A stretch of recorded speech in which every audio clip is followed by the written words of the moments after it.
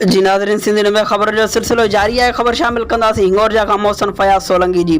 हिंगोरजा ॻोठ नूर मोहन सोलंकी जे रहवासी पीरसन जो मुबैना पुट जे अगवा ख़िलाफ़ प्रेस क्लब ते एहतजाजी मुज़ाहिरो। हिंगोरजा ॻोठ हाजी नूर मोहम्मद सोलंकी जे रहवासी पीरसन रसूल बख्श सोलंकी पंहिंजे सोटनि जी ज़्यादतियुनि ख़िलाफ़ प्रेस क्लब ते एहतजाज कंदे इल्ज़ाम लॻाईंदे चयो त 3 ॾींहं अॻु 9 मुहर्रम अल हराम ते सोटनि अमानुल्लाह सोलंकी, ज़ाहिद इब्राहिम सोलंकी ऐं ॿियनि 10 वरनि जे पुट अब्दुल रसूल सोलंकी खे अगवा करे गुम करे छॾियो आहे।